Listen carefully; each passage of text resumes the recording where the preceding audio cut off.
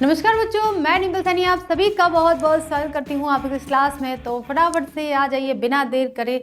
तो आज हम यहाँ पर पढ़ने वाले हैं NCERT board 10th 12th class Hindi, और इसमें हमने हमारा चैप्टर जो है स्टार्ट कर लिया था। नेक्स्ट अगली जो लेक्चर था उसमें तुलसीदास जी का जीवन परिचय हम बहुत ही अच्छे तरीके से पढ़ चुके थे। आज हम यहाँ पर पढ़ेंगे तुलसीदास जी की लिखी हुई कवितावली है। कवितावली के उत्तरकांड से कुछ पद लिए गए हैं, उन पदों को पढ़ेंगे। उसके बाद अगले लेक्चर में हम पढ़ेंगे लक्ष्मण, मूर्छा और राम का विलाप। तो ये दोहा है और दोहे हम बाद में पढ़ेंगे। आज हम कवितावली से कुछ पद पढ़ेंगे, और ये पद कुछ कवित्व भी है, उनमें अलंकार भी है और छंद भी है। ठीक है, तो सबसे पहले तो हम, और ये टोटल कितने हैं, 3 हैं, और तीनों पदों को हम अच्छी तरह से प्रसंग, संदर्भ, व्याख्या और विशेष के साथ में पढ़ेंगे, शब्दार्थ के साथ में पढ़ेंगे। बने रहेगा, अंत तक बने रहना है, तभी आपको समझ में आएगा।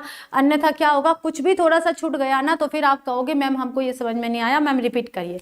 तो रिपीट करने की बात तो मैं आपको हर बार कहती हूँ कि समय की पाबंदी रहती है। तो समय की पाबंदी के कारण मैं आपका जो आंसर है या जो भी एक्सप्लेनेशन है, जो भी चीज छूट गई है उसको रिपीट नहीं कर सकती हूँ, आपको एक बार में ही सुनना पड़ेगा। और ये कब हो सकता है, जब आप आपस में बातें नहीं करोगे। तो मैं आपसे फिर रिक्वेस्ट कर रही हूँ, एक टीचर रिक्वेस्ट कर रही है आपसे कि कृपया आप आपस में बातें न करिए। आपका ध्यान है जो स्क्रीन पर गड़ाए रखिए। अगर कुछ डाउट आता है तो आप लिख सकते हैं उसमें। ठीक है, तो बिना देर करे हम क्लास शुरू करते हैं। तो आज है हमारा लेक्चर नंबर 2 तुलसीदास जी का। लेक्चर नंबर 1 हमने पढ़ लिया है, यह है लेक्चर नंबर 2 कवितावली से है। तो आज हम कवितावली पढ़ेंगे। कवितावली के उत्तरकांड से पहले उत्तरकांड से ये पद लिए गए हैं, तो पहले तीनों पदों को हम अच्छी तरह से पढ़ लेंगे कि हम क्या करने वाले हैं और क्या नहीं।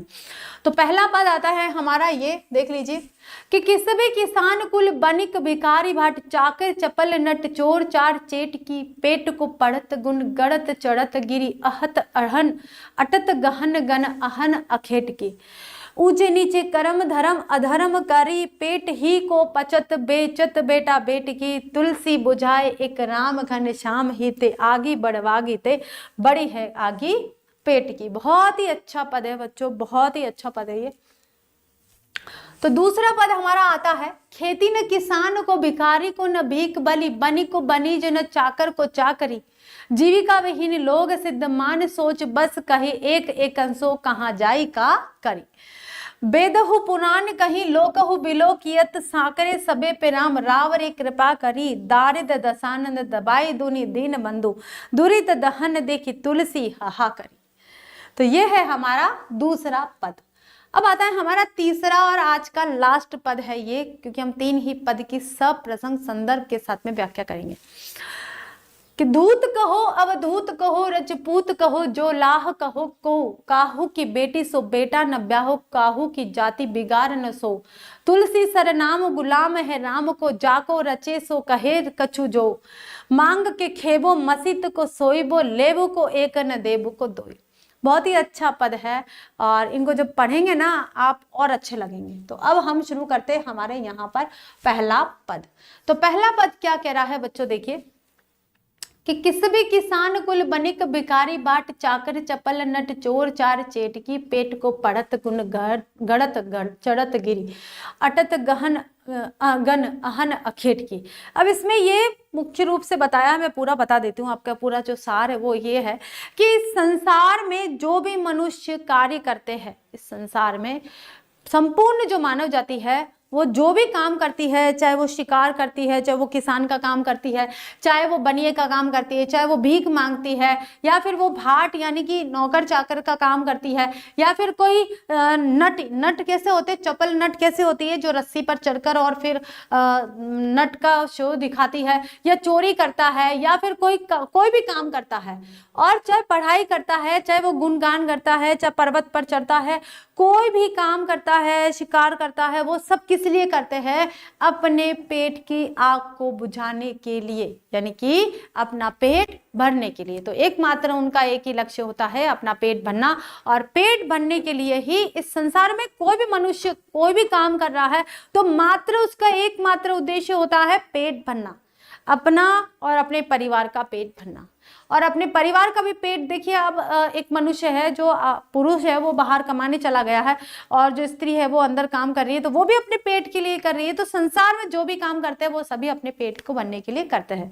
तो यहाँ पर तुलसीदास जी कह रहे हैं कि किसी भी किसान कुल बनिक भिखारी बाट, कि चाहे कोई भी किसी भी यानी कि कोई भी, चाहे किसान हो, किसान के परिवार का हो, चाहे बनिए के परिवार का हो, चाहे कोई भिखारी हो, चाहे वो भाट हो, ठीक है, चाहे वो नौकर चाकर हो या चप्पल नट हो, चाहे चोर हो या फिर कोई भी चेट की यानी कि कोई भी कार्य कर रहा हो, पेट को पढ़त गुण गढ़त, चाहे पेट के लिए ही पढ़ाई कर रहा है और अपने गुणों को बढ़ा रहा है, पर्वतों पर चढ़ रहा है, अटत गहन गन अहन अखेट की, अहन का मतलब होता है जंगल में आखेट कर रहा है यानी कि शिकार कर रहा है, ऊंचे नीचे कर्म धर्म अधर्म करी, चाहे अच्छे काम कर रहा है या निम्न काम कर रहा है या धर्म का कार्य कर रहा है या अधर्म का कार्य कर रहा है, पेट ही को पचत, केवल और केवल पेट की आग को बुझाने के लिए ही कार्य कर रहा है।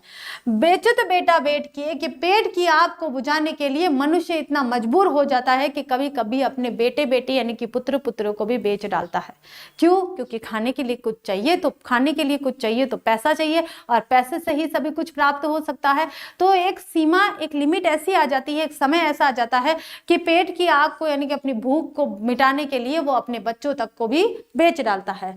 तुलसी बुझाई एक राम घनश्याम ही थे। तुलसीदास जी कहते हैं कि ये जो संसार, संपूर्ण संसार की जो आग है, पेट की जो आग है, वह राम नाम के जाप से ही बुझ सकती है। कि जो मेरा आराध्य है, बुझाई एक राम घनश्याम ही थे, कि जो श्री रामचंद्र जी है वो घनश्याम बन के, श्री रामचंद्र जी बादल बन के जब बरस जाएंगे यानी कि अपनी कृपा का हाथ जब इस संसार के ऊपर रख देंगे, तो ये जो आग है, ये जो जितनी भी अराजकता फैली हुई है सारी की सारी समाप्त हो जाएगी, सब कुछ खत्म हो जाएगी। आगी बड़वागिते, बड़ी है आगी पेट की, कि बड़वागिनी, बड़वाग्नि क्या होती है? समुद्र की आग। बड़वाग्नि क्या बोलते हैं? समुद्र की आग। के जो पेट की आग होती है वो समुद्र की आग से भी बड़ी होती है, ठीक है, समुद्र की आग से भी बड़ी होती है। समुद्र की आग को क्या बोलते हैं? बड़वाग्नि, और जंगल की आग को क्या बोलते हैं? दावाग्नि बोलते हैं। तो बड़वाग्नि जो है यानी कि समुद्र की आग, और पेट की आग को क्या बोलते हैं? जठराग्नि बोलते हैं। तो ये जो पेट की आग है वो समुद्र की आग से भी बड़ी है, और इसको बुझाने के लिए राम नाम रूपी घनश्याम का जाप करना है। और ये राम नाम रूपी जो घनश्याम है यानी कि घनश्याम रूपी जो राम है, उनके जाप से ही इस संसार की जो तृप्ति है वो होगी, संसार के सारे कष्ट समाप्त हो जाएंगे। संसार में जो जिसकी भी पेट की आग है यानी कि जो भी भूखा है या जिसको भी आवश्यकता है, वो सारी आवश्यकताओं की पूर्ति श्री राम रूपी नाम से ही हो सकती है। तो तुलसीदास जी ने यहाँ पर किसको रिकमेंड किया है? श्री रामचंद्र जी को रिकमेंड किया है कि उनका जाप करो। श्री राम, मेरे जो प्रभु श्री रामचंद्र जी वो सारी जितनी भी संसार में ये जो समस्या है, सारी समस्याओं का हल है। तो समझ में आया आप सभी को अच्छे से? एक बार मुझे कमेंट लिखकर जरूर बताइएगा कि मैम हमें सारांश रूप में इसको समझ में आ गया है, लेकिन इसको लिखना कैसे है ये भी मैं आपको बताऊंगी अच्छे से। तो लिखने पे चलते हैं हम कि कैसे लिखना है। अब मैं आपको बताती हूँ यहाँ पर कि हमें इस पद को कैसे अटेंड करना है क्लास में। तो सबसे पहले देखिए यहाँ संदर्भ नहीं दिया हुआ है, इसलिए मैं संदर्भ लिखूंगी, ठीक है।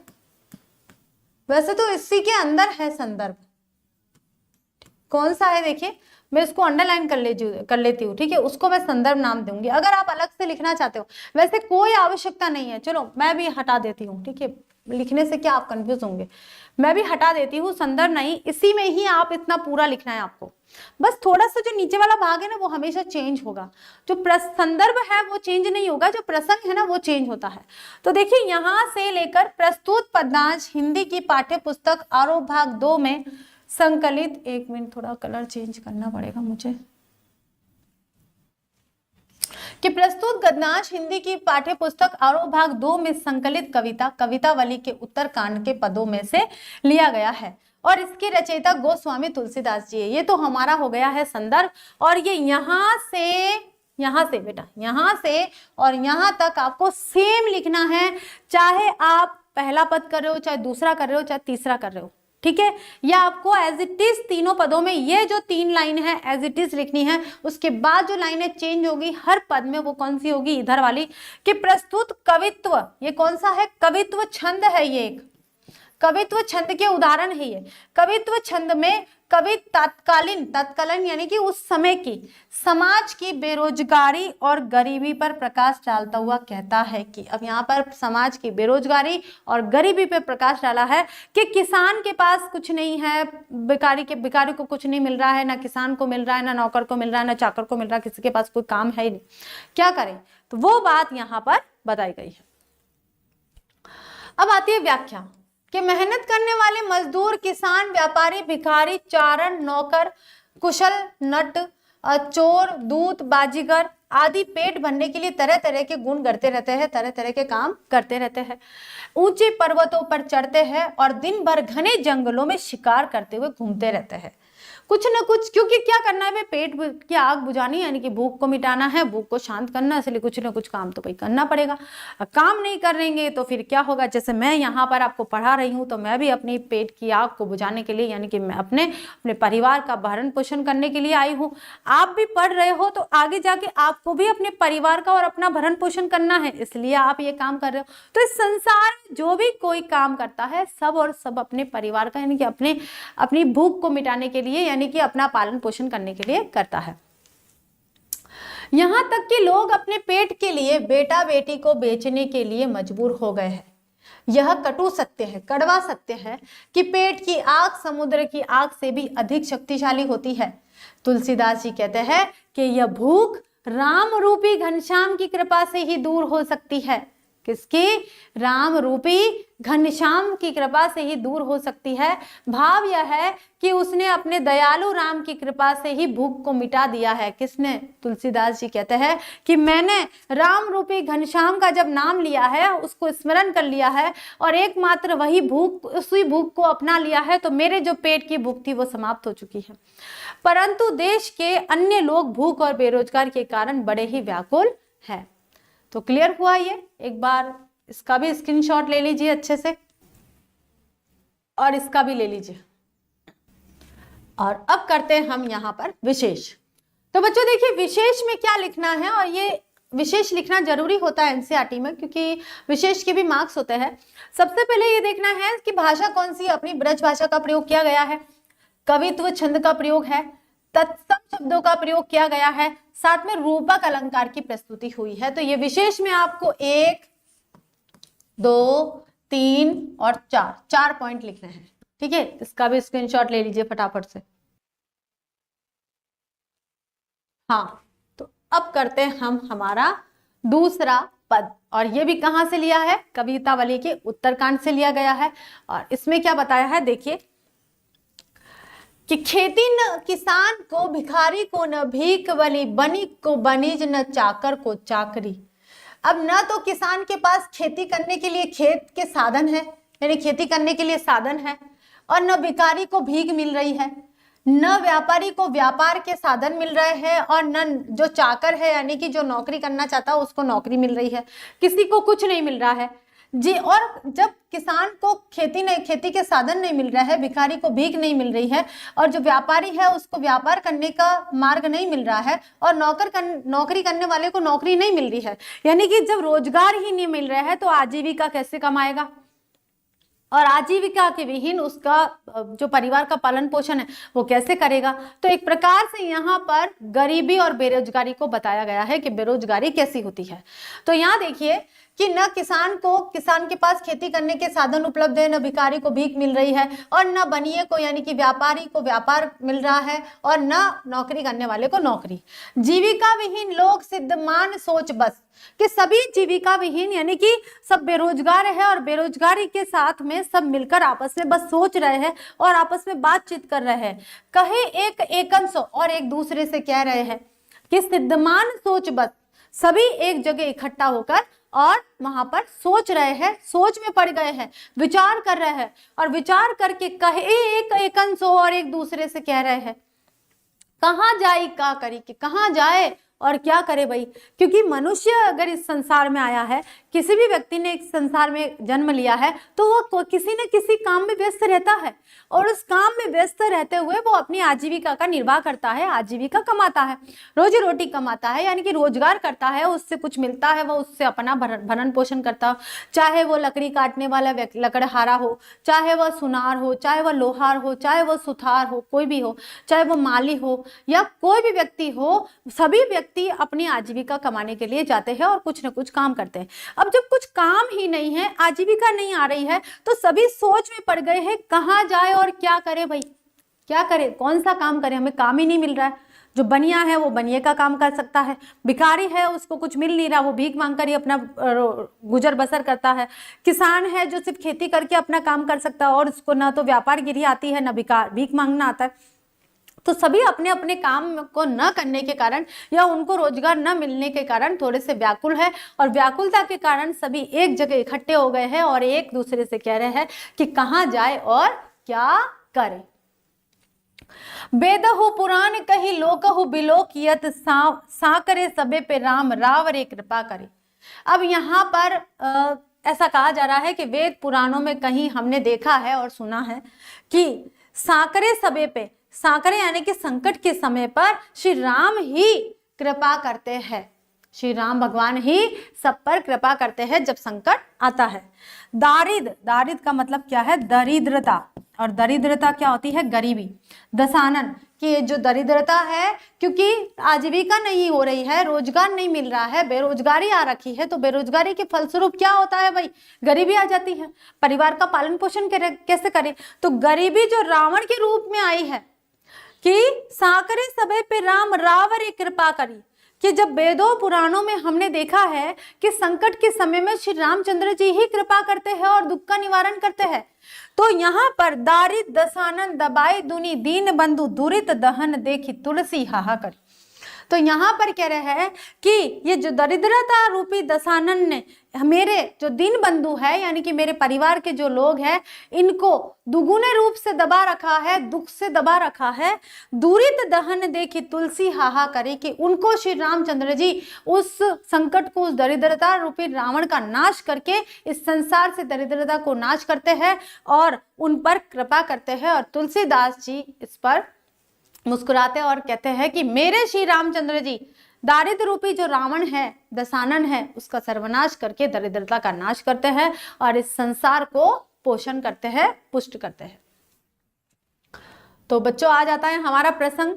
तो प्रसंग देखिए, प्रसंग में जो संदर्भ भाग मैंने कहा था वो एज इट इज आएगा। देखिए कहाँ से, ये रहा हमारा प्रस्तुत पद्यांश हिंदी पाठ्य पुस्तक, हिंदी की पाठ्य पुस्तक आरोप भाग 2 में संकलित कवितावली के उत्तरकांड के पदों में से लिया गया है और इसके रचयिता गोस्वामी तुलसीदास जी है। ये रहा 3 पंक्तियों का हमारा संदर्भ, लेकिन इसे आपको प्रसंग में ही लिखना है। और फिर आता है हमारा मेन प्रसंग कि यहाँ कवि अपने समय की सामाजिक और आर्थिक दुर्दशा का यथार्थ वर्णन करता है। कवि कहता है कि उसके काल में लोग बेरोजगारी के कारण अत्यधिक व्याकुल थे और इस व्याकुलता को उन्होंने यहाँ बताया है।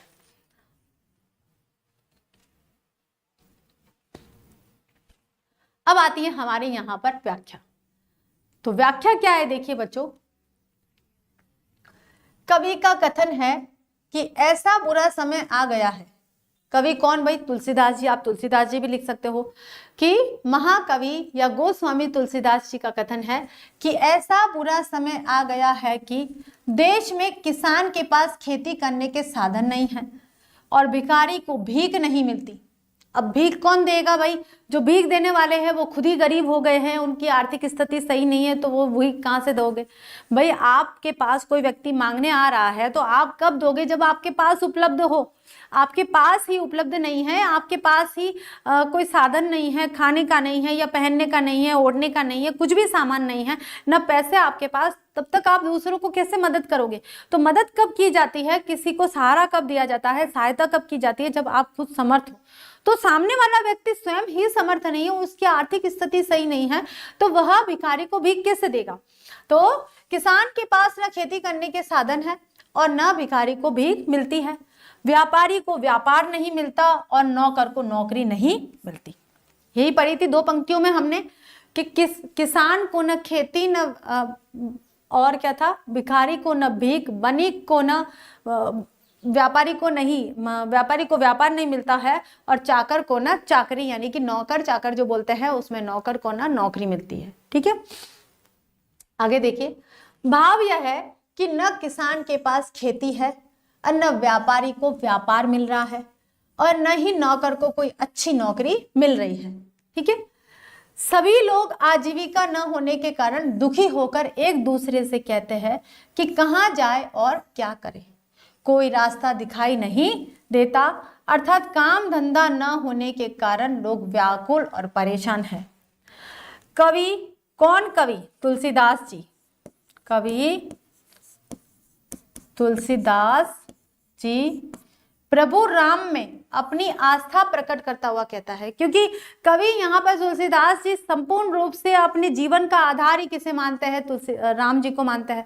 तो श्री राम जी के प्रति अपनी आस्था यानी कि श्रद्धा, विश्वास, उस विश्वास को प्रकट करते हुए कहते हैं कि हे राम, श्री राम से ही संबोधन कर रहे हैं, हे राम, वेदों और पुराणों में यह बात लिखी हुई है और संसार में भी अक्सर ऐसा ही देखा जाता है कि मैंने वेदों और पुराणों में जो बात देखी है वो और संसार के जो लोग कहते हैं उनमें दोनों में समानता है। और ये कहा जाता है कि संकट के समय में आपकी कृपा से ही संकट दूर होता है।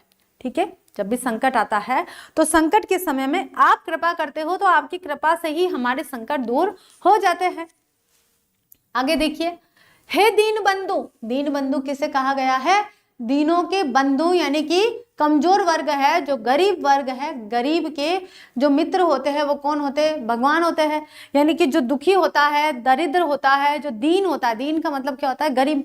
जो गरीब व्यक्ति होता है उसका दोस्त कौन होता है भाई? उसका संकट के समय में कौन सहारा देता है? एकमात्र ईश्वर। इसलिए ईश्वर को दीन बंधु भी कहा गया है। हे दीन बंधु राम, दरिद्रता रूपी रावण ने सारी दुनिया को दबा रखा है, अर्थात सभी लोग गरीबी के शिकार बने हुए हैं। चारों ओर पाप का जाल बिछा हुआ है, सभी लोग त्राही त्राही कर रहे हैं। हे प्रभु, इस संकट के समय आप ही सहायता कर सकते हैं, आप ही इनके संकट का निवारण कर सकते हैं। संकट का निवारण कैसे करेंगे भाई?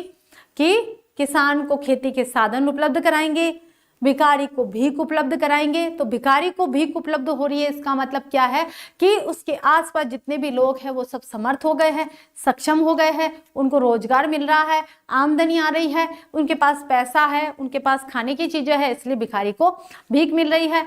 या फिर जो व्यापार है, जो व्यापारी है, उसका व्यापार चल रहा है, और जो नौकरी करने वाला है उसको नौकरी मिल रही है। तो इस संसार में जो भी संकट है उन संकट को आप की कृपा से ही दूर किया जा सकता है, आप ही इसे दूर कर सकते हैं। तो समझ में आया बच्चों? अच्छे से ये व्याख्या आपको अच्छे से समझ में आ गई है कि आपको कैसे लिखनी है। बहुत ही सरल भाषा में, कुछ भी ऐसी टिपिकल भाषा या कठिन भाषा का प्रयोग नहीं किया गया है। अब आता है यहाँ पर विशेष। तो विशेष में देखिए सेम है, ज्यादा कुछ फर्क नहीं है कि ब्रज भाषा का, सभी में ब्रज भाषा का प्रयोग किया गया है।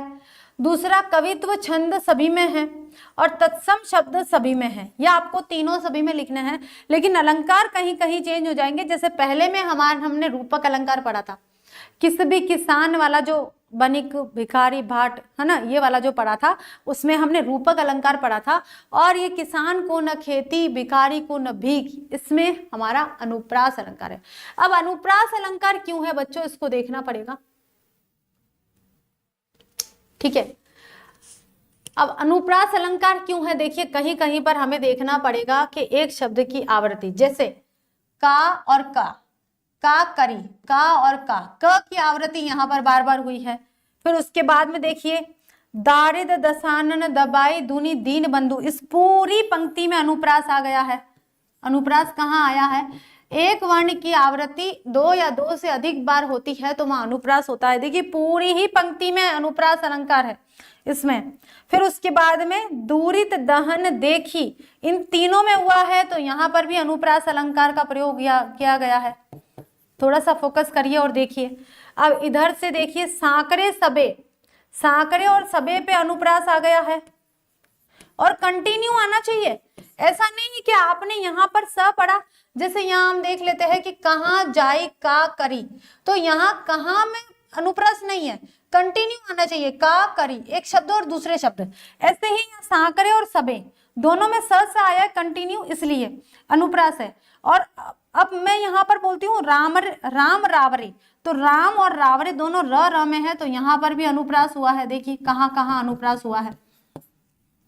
उसके बाद कहाँ है, आ गया एक एकन, यहां पर भी अनुप्रास हुआ है। देखिए ढूंढने की कोशिश कीजिए, आपको भी मिलेंगे। उसके बाद आया है लोग सिद्धमान सोच बस, तो सिद्धमान और सोच स, तो यहां पर भी हमारा अनुप्रास आया है। अनुप्रास ढूंढ रहे हैं हम। इस पद से आपको अनुप्रास की पूर्ण रूप से अच्छी तरह से पहचान हो जाएगी। आप भूल ही नहीं पाओगे, कभी भी नहीं भूल पाओगे कि अनुप्रास क्या होता है और कैसे आता है। ये सबसे अच्छा उदाहरण है अनुप्रास अलंकार का। फिर यहाँ देखिए और कहाँ आया है, और यहाँ नहीं आया है। बनिक और बनिक आया, लेकिन को बीच में आ गया इसलिए नहीं है। उसके बाद में भिखारी को न भीख, भ और भ आया, लेकिन को और न आ गया इसलिए यहाँ पर भी नहीं। कंटिन्यू आना चाहिए, वहां अनुप्रास है। तो अधिकतर कौन सा अलंकार है बच्चों, अनुप्रास अलंकार का प्रयोग हुआ है, इसलिए हम इसको क्या लिखेंगे, हमने जो ये विशेष करा है अनुप्रास अलंकार की छटा प्रस्तुत है, ये चौथा नंबर का। ठीक है, क्लियर है, अच्छी तरह से समझ में आ गए, दोनों पद अच्छी तरह से समझ में आ गए। एक बार मुझे कमेंट करके जरूर बताइए बच्चों, और इसका स्क्रीनशॉट ले लीजिए। यहाँ सबसे पहले ये लोगे आप स्क्रीनशॉट, ठीक है। उसके बाद यहाँ से लोगे स्क्रीनशॉट, उसके बाद ये लोगे, और फिर विशेष का लोगे। तो अभी तक बच्चों हमारे 2 पद पूरे हो चुके हैं, और आई होप आप सबको बहुत अच्छे से समझ में आए। अच्छा, एक बच्चे ने पूछा है कि मैम कवित्व छंद क्यों है, तो कवित्व छंद के लिए देखिए हम एक बार फिर देखेंगे, एक बार मात्रा लगाएंगे। जैसे मात्रा लगा लेते हैं हम, मात्रा लगाना आता है आपको, नहीं आता है तो आप अगर अभी जस्ट आपको देखना है तो आप इस लेक्चर के बाद में पुरानी क्लासेस देखिएगा, उसमें आपको छंद पता चलेंगे, छंद में मात्रा कैसे लगाई जाती है, गुरु लघु मात्रा कौन सी होती है। और फिर साथ में अगर वेट कर सकते हो तो ग्रामर की क्लासेस स्टार्ट होगी, वहां आप सीखिएगा। तो देखिए ये एक ही मात्रा है, इसलिए जो छोटे वर्ण होते हैं जैसे अ, ई, उ और री, ये छोटे हैं, इनमें एक एक मात्रा लगती है, और बाकी जितने भी वर्ण है उसमें 2। इसका मतलब होता है लघु, और इसका मतलब होता है गुरु। गुरु में 2 मात्रा काउंट होती है और इसमें 1 होती है। तो ये है हमारे दोनों गुरु, ये लघु लघु गुरु लघु गुरु लघु गुरु गुरु गुरु लघु गुरु लघु लघु लघु, क्योंकि छोटी एक ही मात्रा है। अब इनको काउंट करते हैं कि 2 2 4 5 6 7 8 9 10 11 12 13 14 15 16 17 18 19 20 21 22 23 24। फिर आता है यहाँ पर 24, फिर लघु लघु लघु गुरु लघु लघु लघु लघु गुरु लघु लघु गुरु गुरु लघु गुरु। 24 25 26 27 28 29 30 31 32 33 34 35 36 37। वैसे कवित्व छंद में यहाँ एक उदाहरण, पहले मैं इसको रफ कर देती हूँ सबको, इस तरह से मात्रा लगाई जाती है। ठीक है, तो ये जब मात्रा आती है तो आपके जो कवित्व छंद है उसमें 31 मात्रा आनी चाहिए, 31 और लास्ट में गुरु होना चाहिए। गुरु यानी कि ये ऐसा लास्ट में गुरु होना चाहिए, और 16 और 15 पर यति होनी चाहिए, तब वहां पर कवित्व छंद आता है। ठीक है, तो ये छंद हम बाद में पढ़ेंगे, क्योंकि छंद पढ़ने लग गए तो फिर डिस्टर्ब हो जाएगा। अब चलते हैं हमारे तीसरे पद की तरफ। तीसरा पद क्या है बच्चों, कि धूत कहो अवधूत कहो रजपूत कहो जो लाह कहो को, काहू की बेटी सो बेटा न ब्याहो, काहू की जाति बिगाड़ न सो, तुलसी सरनाम गुलाम है राम को, चाको रुचे सो कहे कछु को, ओ मांग के खेबो मसीत को सोइबो, लेबो को एको न देबो को दो। अब यहाँ पर इस पद में तुलसीदास जी ऐसे कह रहे हैं कि मैं तो मस्त हूं, मुझे संसार के क्रियाकलाप से कोई लेना देना नहीं है, मैं मस्त हूं, मैं मस्त होकर जीवन जीता हूं, मुझे किसी से कोई लेना देना नहीं है। इस बात को यहाँ पर कवि तुलसीदास जी ने व्यक्त करा है कविता वाली में, और कवित्व छंद है ये, उत्तरकांड से लिया गया है। ठीक है, तो हम देखते हैं इसको अच्छी तरह से, कि धूत कहो, कि या तो मुझे धूर्त कहो या फिर अवधूत। अवधूत का मतलब होता है सन्यासी। अब बच्चों कई बार सन्यासी बच्चे कैसे लिखते हैं, सन्यासी में काफी फर्क होता है, या तो सन्यासी ऐसे लिख देते हैं, या फिर सन्यासी ऐसे लिखते हैं। तो ये दोनों ही गलत है बच्चों, क्योंकि हमने क्या बोला है, सन और फिर न्यासी। तो हमने सन लिखना है और फिर न्यासी लिखना है, तो आधा नौ और बिंदी दोनों ही आएगी। याद रखिएगा, ये वाला सही होता है। कई बार बच्चे कंफ्यूज हो जाते हैं और सन्यासी लिखना नहीं आता है। तो सन्यासी कहो या फिर मुझे राजपूत कहो, राजपूत यानी राजा का पुत्र कहो, या फिर मुझे कोई जुलाहा कहो। ठीक है, कि कोई कहता है कि ये तो धूर्त है। ये तुलसीदास जी कहते हैं कि संसार मुझे कभी धूर्त कहता है, कभी सन्यासी कहता है, कभी राजपूत कहता है और कभी जुलाहा कहता है, कि भाई जिसको इच्छा हो रही है वो मुझे कह दो, मुझे कोई फर्क पड़ने वाला नहीं है। जिसका जो मन चाहता है, चाहे किसी का मन धूर्त कहने को चाहता है तो धूर्त कह दो, मुझे कोई फर्क नहीं पड़ता, मुझे बुरा नहीं लगता। किसी को सन्यासी कहना है तो भाई सन्यासी भी कह दो, मुझे उससे भी कोई फर्क नहीं पड़ता है। या किसी को राजपूत कहना है तो मुझे राजपूत भी कह दो भाई। या किसी को जुलाहा कहना है कि मैं जुलाहा हूँ, जुलाहा जाति का हूँ, तो मुझे वो भी कह दो, मुझे इससे भी कोई फर्क नहीं पड़ता है। मेरे जीवन पे, मेरे मन में कहीं भी मुझे कोई असर नहीं होता है। काहू की बेटी सो ब्याह न ब्याह, बेटा न ब्याह। मुझे किसी की बेटे से अपनी बेटी का ब्याह थोड़ी ना करना है, किसी की बेटी से अपने बेटे का ब्याह थोड़ी ना करना है। काहू की जाति बिगाड़ न सो, और न मुझे किसी की जाति को बिगाड़ना है, न तो मुझे किसी के बेटा की बेटी से ब्याह करना है और न मुझे किसी की जाति को बिगाड़ना है। तुलसी सर नाम गुलाम है राम को। ये तो तुलसी है, ये जो तुलसी नाम जो है वो तो राम का गुलाम है, क्योंकि तुलसी ने कौन सी भक्ति करी है राम के साथ, दास्य भक्ति करिए, सेवक भक्ति करिए, उनका गुलाम बन के भक्ति करिए। तो जो तुलसी सर नाम है, कि तुलसी जो नाम है वो तो श्री रामचंद्र जी का गुलाम है, वो तो रामचंद्र जी का सेवक है, दास है। जाको रुचि सो कहू कछु हो, कि जिसकी रुचि में जिसको जो अच्छा लगता है मुझे उस नाम से पुकार सकता है। मैं तो तुलसी हूँ और ये मैं राम का दास हूँ, इसके अलावा मेरी कोई पहचान नहीं है। जिसकी जो इच्छा होती है, चाहे किसी को धूर्त कहना हो, यानी कि जो छल कपट करने वाला होता है उसको वो कहना है वो कह दो, या सन्यासी कह दो, या राजपूत कह दो, या जुलाहा कह दो, और भी कोई किसी को कुछ कहना है तो कह दो। मेरा तो नाम है वो श्री रामचंद्र जी का दास है और मैं इसी दास भाव से उनके चरणों में रहना चाहता हूँ।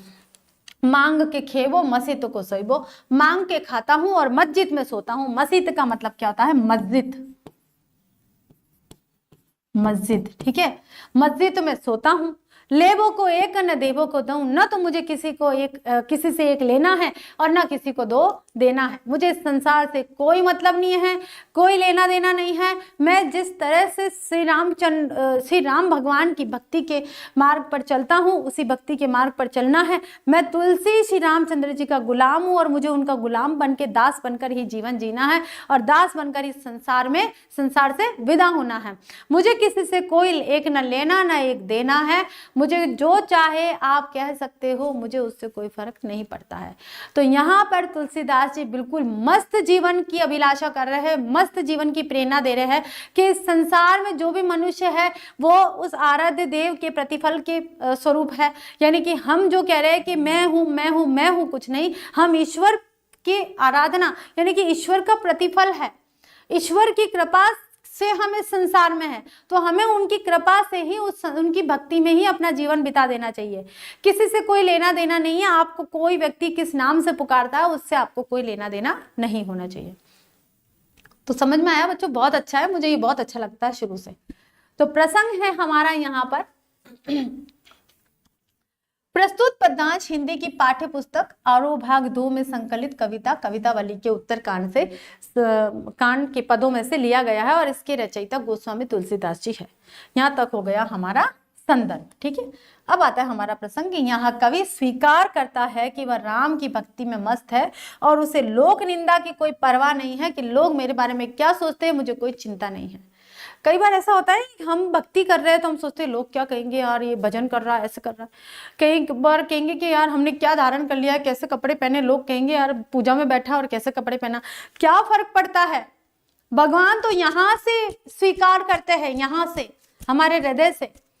अगर आप हृदय से ईश्वर की पूजा कर रहे हो, उसकी आराधना कर रहे हो, तो आप कहाँ बैठे हो, आप किस व्यक्ति के पास बैठे हो, आप क्या खा रहे हो, आप क्या पहने हुए हो, आप क्या क्या बातें कर रहे हो, उससे कोई फर्क नहीं पड़ता है। अगर आप उस आराध्य की भक्ति अपने मन से कर रहे हो, श्रद्धा से कर रहे हो, तो आप किसी भी रूप से करो। आपने फूल चढ़ाया न चढ़ाया कोई बात नहीं, आपने तिलक लगाया नहीं लगाया कोई बात नहीं, आपने अगरबत्ती जलाई, आपने दीपक नहीं जलाया, कोई फर्क नहीं पड़ता है। भगवान श्रद्धा के भूखे होते हैं, प्रेम के भूखे होते हैं, उन्हें प्रेम चाहिए और कुछ नहीं चाहिए। तो ये है उनका इसका प्रसंग। अब करते हैं व्याख्या कि यहाँ गोस्वामी तुलसीदास दुनिया के लोगों को स्पष्ट करते हैं कि यदि आप मुझे धूर्त और मक्कार कहे या सन्यासी कहे तो मुझे कोई फर्क नहीं पड़ता।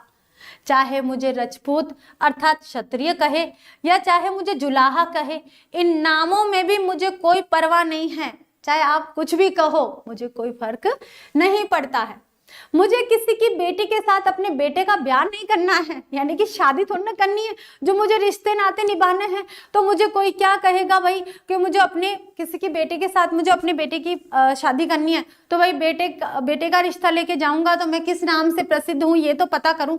तो यहाँ तो तुलसीदास जी कहते हैं कि मुझे किसी की बेटी से अपने बेटे की शादी थोड़ी ना करनी है, ब्याह थोड़ी ना करना है। जो मुझे परवाह है कि लोग मुझे क्या कहते हैं, जिससे किसी की जाति बिगड़ जाए।